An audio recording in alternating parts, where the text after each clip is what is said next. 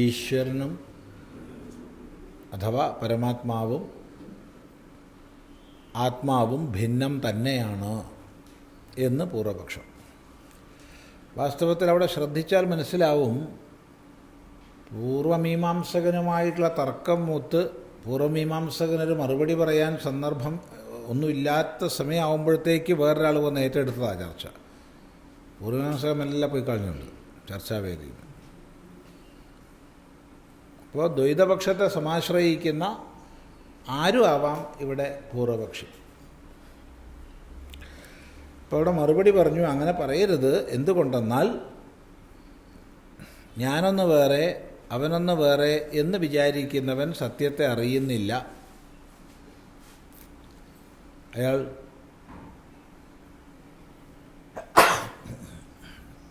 ദേവന്മാരുടെ പശുവാണ്. ഭിന്നദൃഷ്ടി സൂക്ഷിക്കുന്നവർ ക്ഷയിക്കുന്ന ലോകത്തോടു കൂടിയവരാണ്. പലതുപോലെ സത്യത്തെ കാണുന്നവർ മരണത്തിൽ നിന്ന് മരണത്തെ പ്രാപിക്കുന്നു എന്നിങ്ങനെ ശ്രുതികൾ ആവർത്തിച്ചു പറയുന്നു. എന്നല്ല, ഏകത്വത്തെ പ്രതിപാദിക്കുന്ന ശ്രുതികൾ ആയിരക്കണക്കിനുണ്ട് എന്ന് പറഞ്ഞു. അതുവരെയാണ് വായിച്ചെത്തിയത്. തുടർന്ന് യദുക്തം ജ്ഞാനാദിലക്ഷണഭേദാത് ഇത്യത്ര ഉച്യത്തെ ന അനഭ്യുപഗമാത് ബുദ്ധ്യാദിഭ്യഃ വ്യതിരിക്താ വിലക്ഷണാഃ ച ഈശ്വരാത് ഭിന്നലക്ഷണാഃ ആത്മാനഃ ന സന്തി.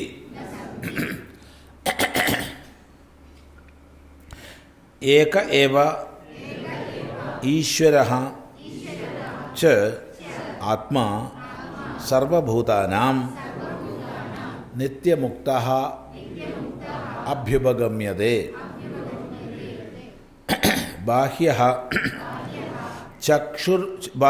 ചക്ഷുർബുദ്ധ്യാദി സമാഹാരസന്താനാഹം ആയിട്ടില്ല. ബാഹ്യഃ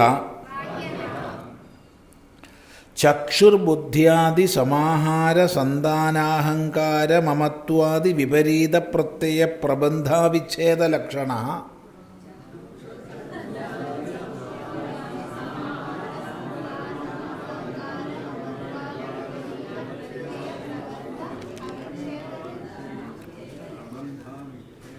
നിത്യശുദ്ധബുദ്ധമുക്ത വിജ്ഞാനാത്മാ ഈശ്വരഗർഭഃ നിത്യവിജ്ഞാനാഭാസഃ ചിത്തചൈത്യബീജബീജിസ്വഭാവഃ കൽപ്പിതഃ അനിത്യവിജ്ഞാനേ ഈശ്വരലക്ഷണവിപരീതഃ അഭ്യുപഗമ്യതേ. അപ്പോൾ അവിടെ അനിത്യവിജ്ഞാന എന്നാണ്. അനിത്യവിജ്ഞാന ഈശ്വരലക്ഷണവിപരീതഃ അഭ്യുപഗമ്യതേ. യസ്യ അവിച്ഛേദേ സംസാരവ്യവഹാരഃ വിച്ഛേദേ ച മോക്ഷവ്യവഹാരഃ. അപ്പോൾ നിങ്ങൾ പറഞ്ഞത് ശരിയല്ല.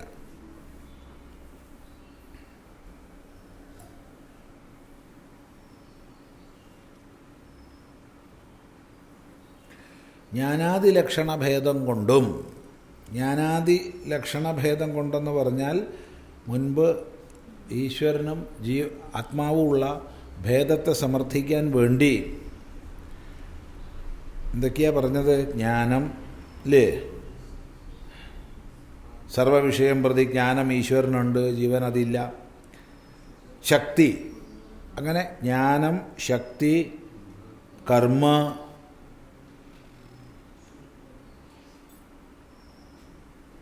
ഉപാസ്യത,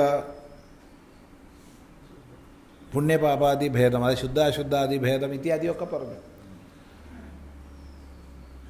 അപ്പോൾ അങ്ങനെ യാതൊന്ന് നീ പറഞ്ഞുവോ ജ്ഞാനാദി ലക്ഷണ ഭേദം കൊണ്ട് എന്ന് നീ പറഞ്ഞില്ലേ? ആത്മാവും ബ്രഹ്മവും ഭിന്നമാണ്, ഈശ്വരനും ജീവനും ഭിന്നമാണെന്ന് നീ പറഞ്ഞല്ലോ. ആ വിഷയത്തിൽ പറയാം. എത്തിയത്ര ഉച്ചത ആ വിഷയത്തിൽ പറയാം. നാ അനഭ്യുപഗമാത, അങ്ങനെ പറയാൻ പറ്റില്ല, ഭേദം പറയാൻ പറ്റില്ല. എന്തുകൊണ്ട്? ഭേദം മനസ്സിലാക്കപ്പെടാത്തത് കൊണ്ട്. ബുദ്ധ്യാദികളിൽ നിന്ന് വ്യതിരിക്തന്മാരായി വിലക്ഷണന്മാരായി ഈശ്വരനിൽ നിന്ന് ഭിന്നലക്ഷണന്മാരായി ആത്മാക്കളില്ല.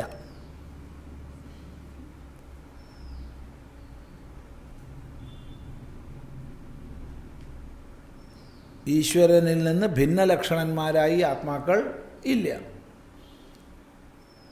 നഭ്യുപഗമ്യതേ ന സന്ധി.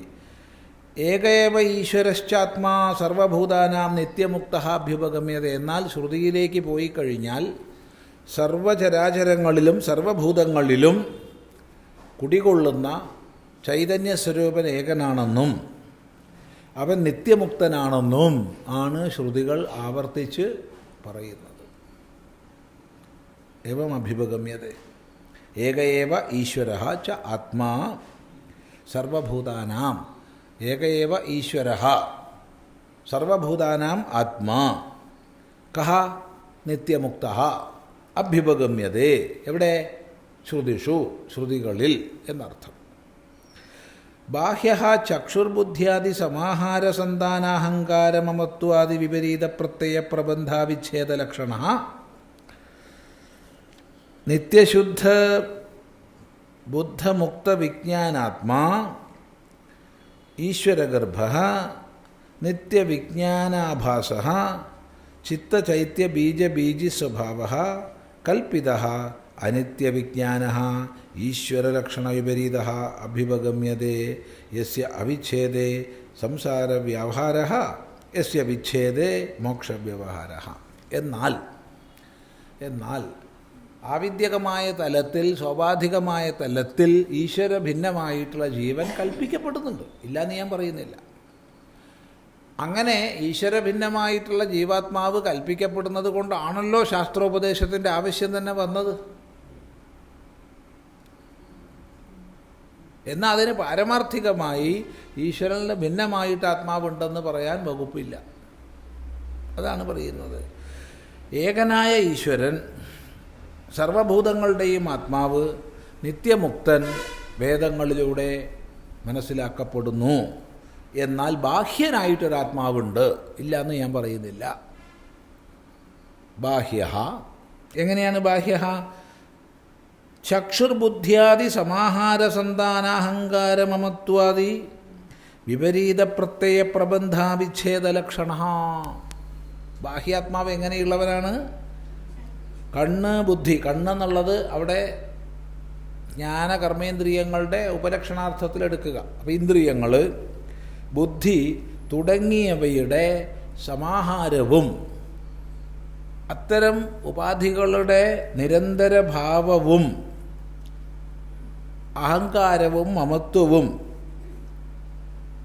അഹങ്കാരമമത്വാദി വിപരീത പ്രത്യയങ്ങൾ ചേർന്നിട്ട്, ഞാൻ സത്ത് ചിത്താനന്ദമാണെന്നുള്ള ബോധത്തിൽ നിന്ന് വിപരീതമായ അഹങ്കാരമമത്വാദി പ്രത്യയങ്ങളോട് കൂടിയവനായിട്ട് ആ പ്രബന്ധത്തിൽ ഒരിക്കലും വിച്ഛേദിക്കപ്പെടാതെ ആരൂഢനായിരിക്കുന്ന ഒരു ബാഹ്യനുണ്ട്, ഇല്ലെന്ന് ഞാൻ പറയുന്നില്ല. അത് ജീവാത്മാവാണ്.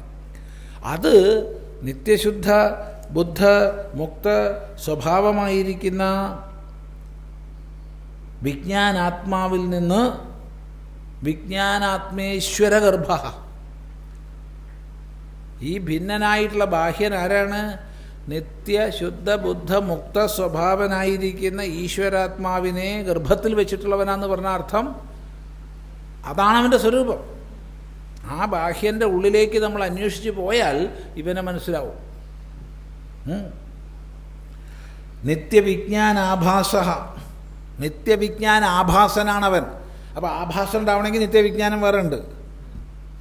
ആ നിത്യവിജ്ഞാന സ്വരൂപനുണ്ട്. ആ നിത്യവിജ്ഞാന സ്വരൂപനിൽ നിന്ന് വേർപെട്ടതായി സോപാധികമായി മാത്രം കൽപ്പിക്കപ്പെടുന്ന ഒരു ജീവാത്മാവുണ്ട്. അത് ഞാനും അംഗീകരിച്ചു.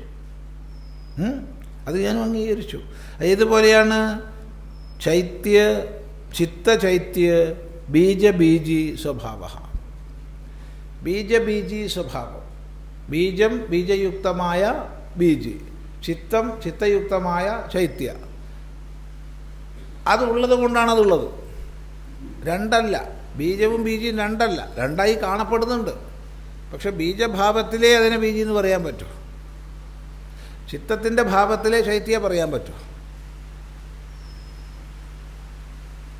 മനസ്സിലായില്ല? വ്യാവഹാരികമാണ് ഭിന്നത്വം. വ്യാവഹാരികമായ ഭിന്നത്വത്തെ നമ്മളും അംഗീകരിക്കുന്നുണ്ട്. കൽപ്പിത, അത് കൽപ്പിതനാണ്. എവിടെ? അനിത്യവിജ്ഞാന. അവൻ അനിത്യവിജ്ഞാനാണ്, ഈശ്വരൻ നിത്യവിജ്ഞാനാണ്. നീ പറഞ്ഞത് ശരിയാ. ഈ കൽപ്പിതമായ തലത്തിൽ അവൻ വിജ്ഞാനാദികളിൽ ന്യൂനത വന്നവനായി തന്നെയാണ് പ്രകാശിക്കുന്നത്, അല്ലെന്ന് ഞാൻ പറയുന്നില്ല. പക്ഷേ അവൻ്റെ സ്വരൂപം സ്വഭാവം എന്താണെന്ന് നിരൂപണം ചെയ്യുമ്പോൾ ഈശ്വരഭിന്നൻ അല്ല. അതാണ് യസ്യ അവിച്ഛേദേ സംസാര വ്യവഹാര. ഈ അല്പഭാവത്തോടുകൂടി കൽപ്പിക്കപ്പെടുന്ന ജീവാത്മഭാവം വിച്ഛിന്നമായിട്ടില്ലെങ്കിൽ സംസാര വ്യവഹാരമുണ്ട്. അത് വിച്ഛിന്നമായാലോ വിച്ഛേദേ മോക്ഷവ്യവഹാര, മോക്ഷവ്യവഹാരമാണ്. ഉണ്ട്, സമ്മതിച്ചു. പക്ഷെ നീ പറയുന്നത് പോലെ ഭിന്നനല്ല, കേവലം ഉപാധികനാണ്. അതുകൊണ്ടാണ് നിത്യവിജ്ഞാനാഭാസ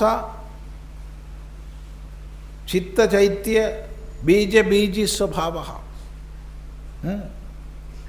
നിത്യശുദ്ധ ബുദ്ധ മുക്ത വിജ്ഞാനാത്മേശ്വര ഗർഭ എന്നൊക്കെ അതുകൊണ്ടാണ് പറഞ്ഞത്. ഓരോ പദപ്രയോഗവും ശ്രദ്ധിക്കുക. അപ്പോൾ സ്വാഭാവികമായി വ്യാവഹാരിക തലത്തിൽ അല്പജ്ഞാനം അല്പകർമ്മം തുടങ്ങിയവയോട് കൂടി ഒരു ജീവനുണ്ട്. പക്ഷേ അവൻ്റെ സ്വരൂപ നിരൂപണം ചെയ്യുമ്പോൾ ഈശ്വരാത് അനന്യ സഹ, അവൻ ഈശ്വരൻ അനന്യനാണെന്ന് മനസ്സിലാവും. ഇതാണ് അന്യശ്ച മൃത് പ്രലേപവത് പ്രത്യക്ഷപ്രധ്വംസ ദേവപിതൃമനുഷ്യാദിലക്ഷണ ഭൂതവിശേഷസമാഹാര ന പുനഃ ചതുർത്ഥഃ അന്യഃ ഭിന്നലക്ഷണഃ ഈശ്വരാത് അഭ്യുപഗമ്യതേ.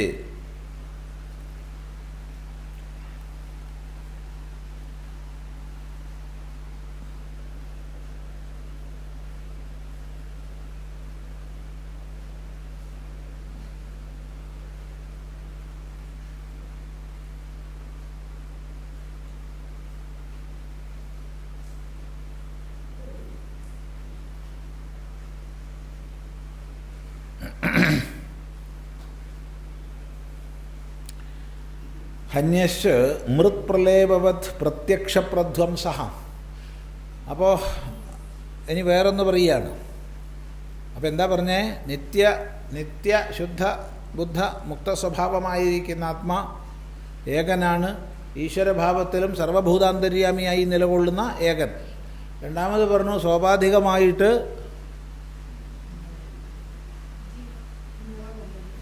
ജീവാത്മഭാവം അത് വേറെ ഉണ്ട്. പാരമാർത്ഥികമായിട്ട് ഭിന്നതയില്ല, എങ്കിലും വ്യാവഹാരിക തലത്തിൽ ശരിയാണ്, നീ പറഞ്ഞ പോലെ ഭിന്നതയുള്ളതായിട്ടുണ്ട്. പക്ഷെ നീ ഞാൻ അവിടെയാണ് വ്യത്യാസപ്പെടുന്നതെന്ന് ചോദിച്ചാൽ, നിന്നെ സംബന്ധിച്ച് ആത്മാവ് ഈശ്വരനും ഭിന്നമാണ്, നമുക്കത് അഭിന്നമാണ്, സ്വാഭാവികം മാത്രമാണ്. ഇതുപോലെ പറയുകയാണ്. ഇനി അന്യഹ, വേറൊരാളുണ്ട്. അതായത് മൃത് പ്രലേപവത് പ്രത്യക്ഷപ്രധ്വംസ.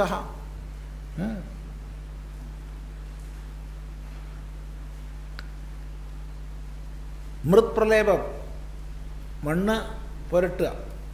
ഇപ്പോൾ മണ്ണ് പുരട്ടിയിട്ട് ഒരു വസ്തു നമ്മൾ ഉപയോഗിക്കുന്നു. അതുപോലെ പ്രത്യക്ഷപ്രധ്വംസ, ഈ മണ്ണ് പുരട്ടിയതിൻ്റെ പ്രത്യക്ഷപ്രധ്വംസം കാണപ്പെടുന്നുണ്ട്, ഉണ്ടല്ലോ. മണ്ണ് പുരട്ടുക എന്നുള്ളത് നമുക്കിപ്പോൾ ഇന്നത്തെ കാലത്ത് അത്ര എളുപ്പത്തിൽ മനസ്സിലാക്കുന്നതിലുണ്ടാവില്ല. പക്ഷേ ഈ കൂട്ടത്തിൽ തന്നെ പ്രായമുള്ളവർക്കൊക്കെ മനസ്സിലാവും. നമ്മൾ അടുപ്പത്ത് പാത്രങ്ങൾ വയ്ക്കുന്ന സമയത്ത് ആ പാത്രത്തിൻ്റെ പുറത്ത് കുറച്ച് മണ്ണും അല്പം വെണ്ണീറും ചേർത്ത് പുരട്ടിയിട്ട് വയ്ക്കാറുണ്ട്. എന്നാൽ എന്താ ഗുണം? അത് കഴിഞ്ഞാൽ പാത്രം കഴുകാൻ ഒരു വിഷമവും ഇല്ല. ഒന്ന് വെള്ളത്തിലിട്ട് അതൊക്കെ പോയി, പാത്രം പഴയ പോലെ ശുദ്ധമായി, ഒരല്പവും കരി പിടിക്കുന്നില്ല പാത്രത്തിൽ. അപ്പോൾ അവിടെ മൃത്പ്രലേപം ചെയ്തിട്ട് വേറിട്ട് നിൽക്കുന്നത് പോലെ പ്രത്യക്ഷപ്രധ്വംസമായിട്ട് ദേവ പിതൃ മനുഷ്യാദി ലക്ഷണ ഭൂതവിശേഷ സമാഹാര, പഞ്ചഭൂതങ്ങളുടെ വിശേഷ സമാഹാരമായിരിക്കുന്ന സ്ഥൂലഭാവത്തോടു കൂടിയതുണ്ട്. അതുമില്ലേ? ഉപാധികൾ ഉണ്ട്. ന ചതുർത്ഥ, നാലാമതൊരാളില്ല. ന ചതുർത്ഥ അന്യ ഭിന്നലക്ഷണ ഈശ്വരാദഭ്യുപഗമ്യത, ഈശ്വരന് ഭിന്നനായിട്ട് വേറെ നാലാമതൊരാളില്ല. ഇങ്ങനെ ഒന്നും കൂടി ഉണ്ട്, അതും പറയണമല്ലോ. ഇപ്പോൾ സ്വാഭാവിക ഭാവം ഇങ്ങനെ പലതുണ്ട്. ബുദ്ധ്യാദി കൽപ്പിത ആത്മവ്യതിരേക അഭിപ്രായേണ തോ ലക്ഷണഭേദാത് ഇത് ആശ്രയാസിദ്ധ ഹേതു ഈശ്വരാത് അന്യസ്യ ആത്മനഃ അസത്വാത്.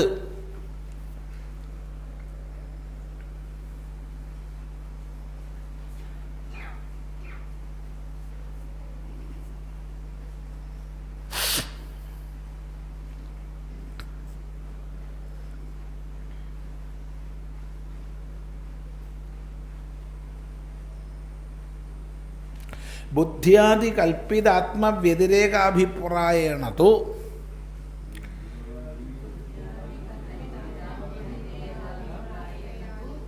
ലക്ഷണഭേദാത്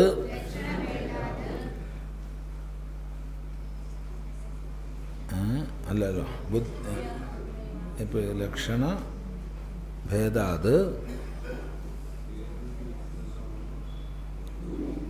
ഇതി ആശ്രയാസിദ്ധ ഹേതു ഈശ്വരാത് അന്യസ്യ ആത്മനഃ അസത്വാത്.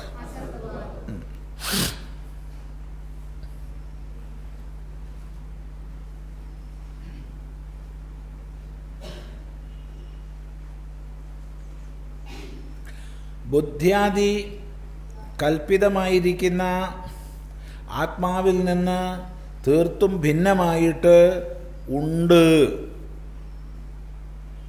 എന്തുകൊണ്ട്? ലക്ഷണഭേദം കൊണ്ട് എന്ന് പറയുകയാണെങ്കിൽ അവിടെ ആശ്രയാസിദ്ധ ദോഷം വരുന്നത് കൊണ്ട് ഈശ്വരനിൽ നിന്ന് അന്യമായിട്ട് ആത്മാവ് ഇല്ലാത്തത് തന്നെയാകുന്നു. ഒന്നുകൂടി വ്യക്താക്കാം, നോക്കൂ. അപ്പോൾ ഇവിടെ പറഞ്ഞു, നിത്യ ശുദ്ധ ബുദ്ധമുക്ത സ്വഭാവമായിരിക്കുന്ന ആത്മാ സർവഭൂതങ്ങളിലും അന്തര്യാമിയായി നിലകൊള്ളുന്നു. അവൻ ഈശ്വരനിൽ നിന്ന് അനന്യനാണ്, ഏകനാണ്. അപ്പോഴാണ് ആത്മാക്കൾ ഭിന്നങ്ങളായിട്ടുള്ളത്. എന്തുകൊണ്ട്? ലക്ഷണാദി ഭേദം കൊണ്ട്, ജ്ഞാനാദി ലക്ഷണ ഭേദം കൊണ്ട് ആത്മാക്കൾ ഭിന്നമാണെന്ന് പറഞ്ഞു. അപ്പോൾ അവിടെ സിദ്ധാന്തി പറഞ്ഞു, അങ്ങനെ പാരമാർത്ഥികമായിട്ട് ആത്മഭേദമൊന്നുമില്ല, എന്നാൽ വ്യാവഹാരികമായിട്ട് ഭേദം ഉണ്ട്. അത് ഞാനും അംഗീകരിച്ചു. ആ വ്യാവഹാരിക ഭേദത്തെ രണ്ടായി പറഞ്ഞു. അപ്പോൾ മൊത്തം മൂന്ന്. ഒന്ന് കേവലാത്മാവ്, രണ്ട് ബുദ്ധ്യാദി സാക്ഷിയായിരിക്കുന്ന ഈ പറഞ്ഞ ഈഷജ്ഞാനത്തോടുകൂടി ജ്ഞാനത്തിൽ ന്യൂനത വരുന്നതായ ആത്മഭാവം. മൂന്നാമതായിട്ട് ഈ മൃത്പ്രലേപം പോലെ പ്രത്യക്ഷപ്രധ്വംസമായിരിക്കുന്ന ഈ ശരീരാദി ഉപാധികളോട് കൂടിയ ഭാവങ്ങൾ അല്ലേ. എന്നിട്ട് പറയുകയാണ്, ഈ ബുദ്ധ്യാദികൽപ്പിതമായിരിക്കുന്ന ആത്മാവ്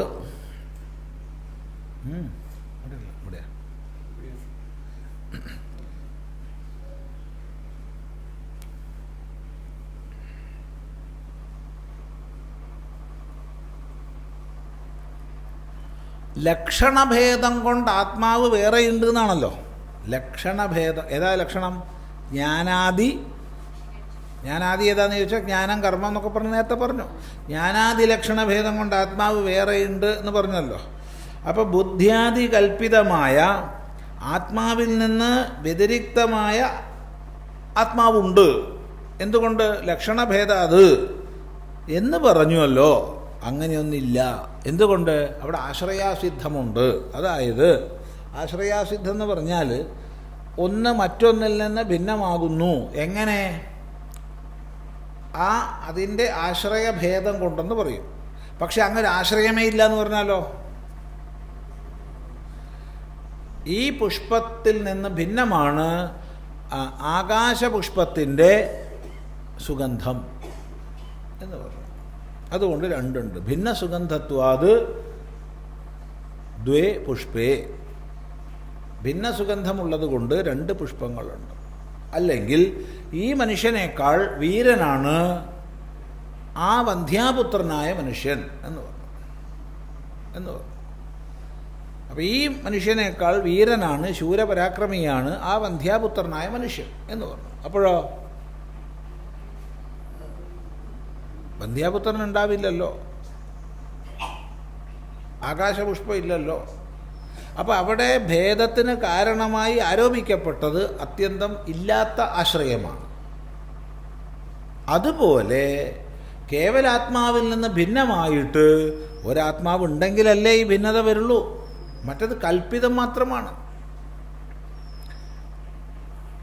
നമുക്ക് തന്നെ ചിലപ്പോൾ ഒരു ചില സ്ഥലങ്ങളിലൊക്കെ പോകുന്ന സമയത്ത് പൂർണ്ണകായ രൂപം നമുക്ക് കാണാൻ കഴിയുന്ന കണ്ണാടി എതിർവശത്തുണ്ടെങ്കിൽ നമുക്ക് തന്നെ ചിലപ്പോൾ ഭ്രാന്തി വരാറുണ്ട്. ഒരു സെക്കൻഡ്, അത്രയേ ഉള്ളൂ. വേറെ ആരോ ഉണ്ടോ എന്നുള്ളൊരു തോന്നൽ.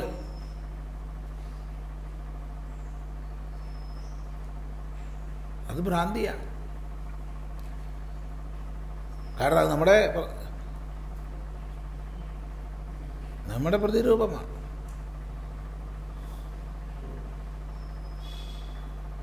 ഇവിടെ ഞാനിരിക്കുന്ന റൂമിൽ ഒരു വളരെ വൃദ്ധനായിട്ടൊരാളുണ്ട്. അതുകൊണ്ട് ചിദാനന്ദ സ്വാമി അതൊന്ന് ശ്രദ്ധിക്കണം എന്ന് വളരെ പൂജനീയനായിട്ടുള്ള ഒരു ശരീരം കൊണ്ട് വാർദ്ധക്യത്തിലെത്തിയ ആൾ പറഞ്ഞു. അങ്ങേയറ്റം പൂജനീയനാണ്. അപ്പം അങ്ങനെ ഇല്ല എന്ന് പറയാൻ പറ്റുമോ? പറ്റില്ല. അപ്പോൾ നമ്മളെന്ത് ചെയ്തു? അയാളെ ഞാൻ ഇവിടുന്ന് ഓടിച്ചിട്ടുണ്ട്. ഓടിച്ചോ, നന്നായി. എങ്ങനെയാണ് ഓടിച്ചത്? നമുക്ക് എന്തായാലും അലക്കിയ തുണി ആറിയിടാനുണ്ട്. അപ്പോൾ അതൊരു അലമാരിയുടെ പോളയാണ്. ആ പോളയുടെ മുകളിൽ നമ്മൾ തുണി ആറിയിട്ടു. ഈ തുണി അത്രയേ ഉള്ളൂ. അതോടുകൂടി അയാൾ പോയി. അത്രയേ ഉള്ളൂ. നീ അയാൾ ഉപദ്രവിക്കില്ല.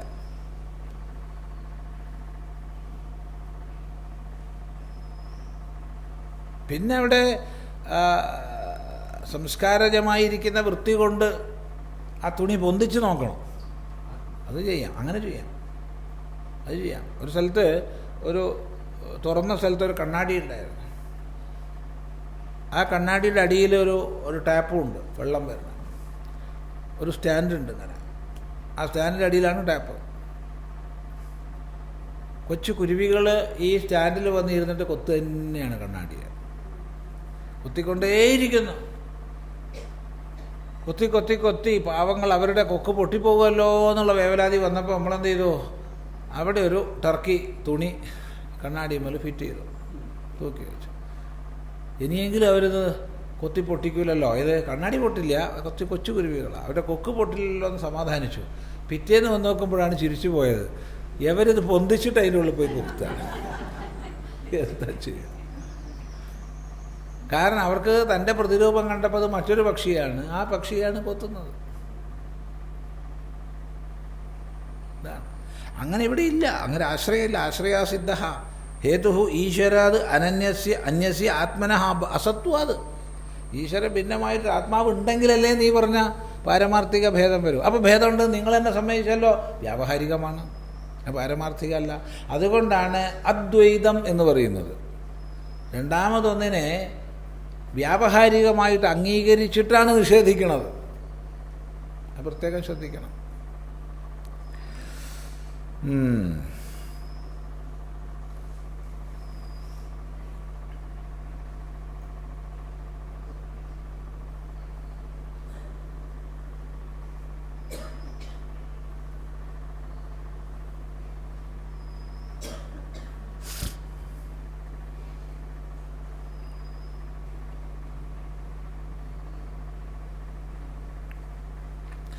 പൂർവപക്ഷം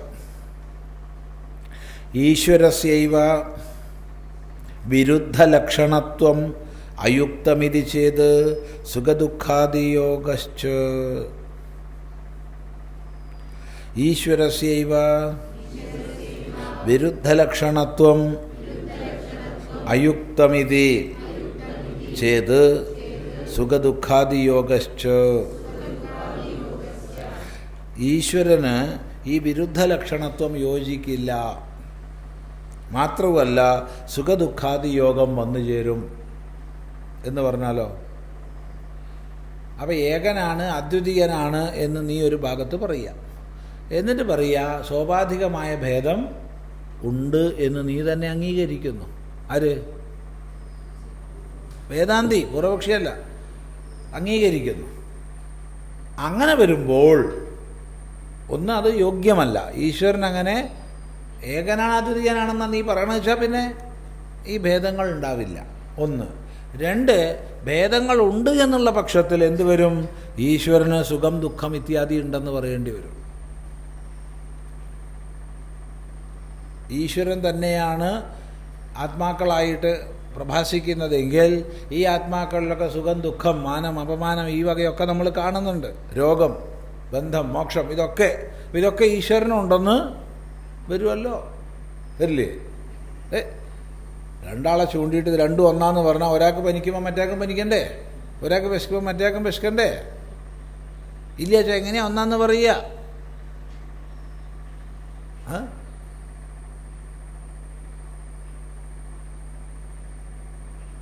ചോദ്യം. നിമിത്തത്വേ സതി ലോകവിപര്യ അധ്യാരോപണാത് സവിതൃവത് യഥാ ഹി സവിത നിത്യപ്രകാശരൂപത്വാത് ലോകാഭിവ്യക്തി അനഭിവ്യക്തി നിമിത്തത്വേ സതി ലോകദൃഷ്ടി വിപര്യേണ ഉദയാസ്തമയ അഹോരാത്രാദി കർത്തൃത്വ അധ്യാരോപ ഭവേത് ഭവതി. ഏവം ഈശ്വരേ നിത്യവിജ്ഞാനശക്തിരൂപേ ലോകജ്ഞാനാപോഹ സുഖദുഃഖ സ്മൃത്യാദി നിമിത്തത്വേ സതി ലോകവിപരീത ബുദ്ധ്യധ്യാരോപിതം വിപരീതലക്ഷണത്വം സുഖദുഃഖാശ്രയശ്ച ന സ്വതഃ. ആത്മദൃഷ്ടി അനുരൂപ അധ്യാരോപാച്ഛ യഥാ ഘനാദി വിപ്രകീർണേ അംബരേ യേനൈവ സവിതൃപ്രകാശോ ന ദൃശ്യതേ സ ആത്മദൃഷ്ടി അനുരൂപമേവ അധ്യസ്യതി സവിത ഇദാനീം ഇഹ ന പ്രകാശയതേതി സത്യേവ പ്രകാശേ അന്യത്ര ഭ്രാന്ത്യ. ഏവമിഹ വൃത്യുദ്ഭവാഭിഭവാകുലഭ്രാന്ത്യാരോപിതഃ സുഖദുഃഖാദിയോഗഃ ഉപപദ്യത്തെ. തത്സ്മരണാച്ച് തസ്യൈവേശ്വരസ്യൈവ ഹി സ്മരണം മത്തസ്മൃതിർജ്ഞാനമപോഹനം ച നാദത്തെ കസ്യചിത് പാപം ഇത്യാദി. അതഃ നിത്യമുക്ത ഏകസ്മിൻ സവിതരി ഇവ ലോകാവിദ്യാധ്യാരോപിതം ഈശ്വരേ സംസാരിത്വം ശാസ്ത്രാദി പ്രാമാണ്യാത് അഭ്യുപഗതം അസംസാരിത്വം ഇതി അവിരോധ ഇതി.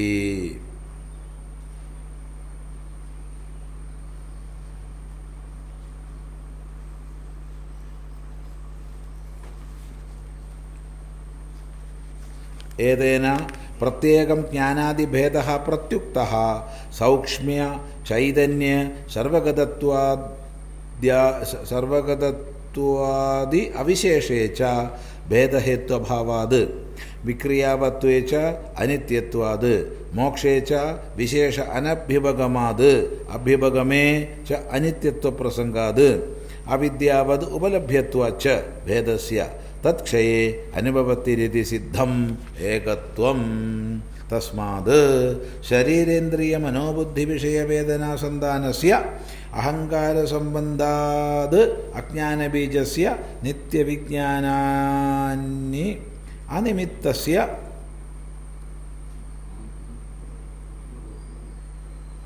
ആത്മതത്വയാഥാത്മ്യവിജ്ഞാനാത് നിവൃത്തൗ അജ്ഞാനബീജസ്യ വിച്ഛേദേ ആത്മനഃ മോക്ഷസംജ്ഞാ വിപര്യയേ ച ബന്ധസംജ്ഞാ സ്വരൂപാപേക്ഷ്യത്വാദ് ഉഭയോഃ.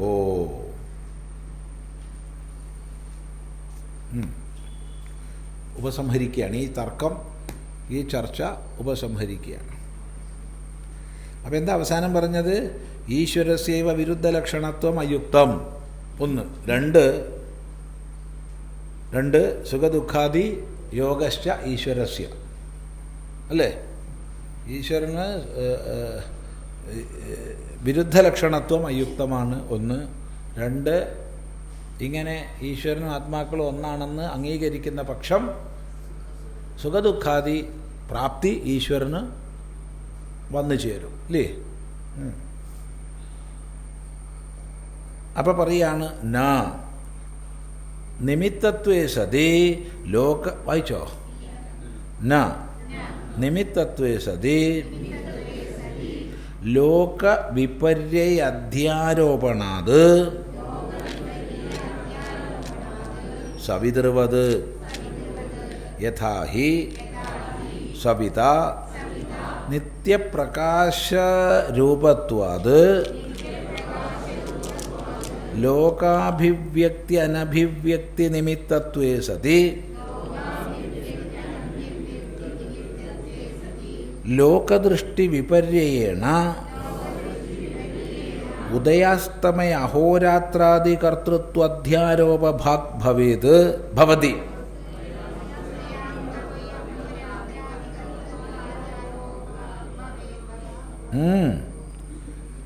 ലോകദൃഷ്ടി വിപര്യേണോദയാസ്തമയ അഹോരാത്രാദി കർത്തൃത്വ അധ്യാരോപഭാഗ്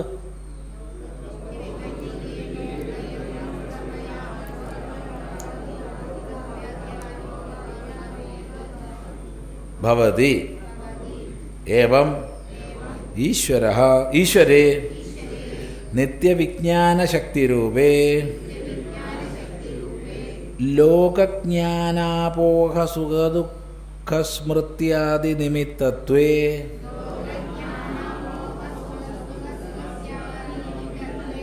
സതി ലോകവിപരീതബുദ്ധ്യധ്യാരോപിതം